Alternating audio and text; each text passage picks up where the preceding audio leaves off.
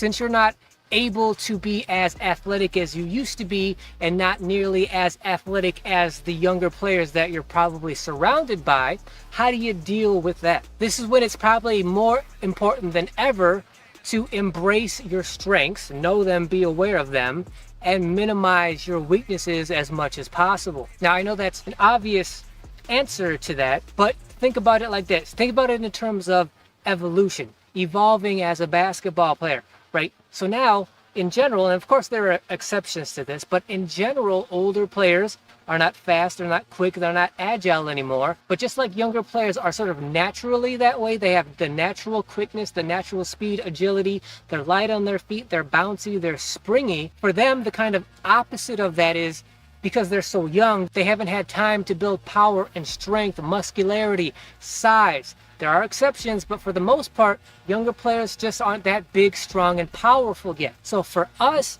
the opposite needs to be true, right? We're older, so we're slower. But with slowness should also come the fact that we have years, 10 plus, 15 plus years of time to build muscle, strength, power. Because it's faster, easier to build agility, quickness, speed, way quicker to do that than it is to build muscle strength and power. So because we have 10 plus years of age and experience on these younger players, that means, at least theoretically, we should have 10 plus years of muscle strength, power that they don't have yet.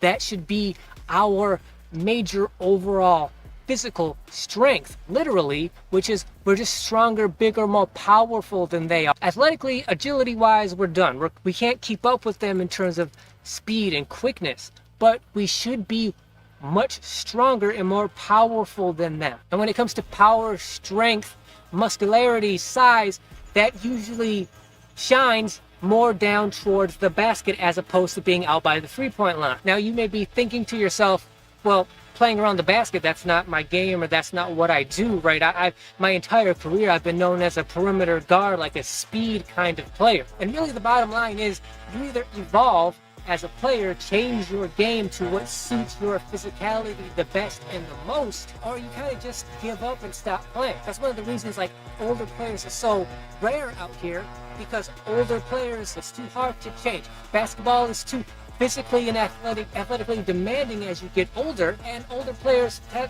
have been through the ringer, been through the process, they don't want to change and evolve and become players, change their games that much.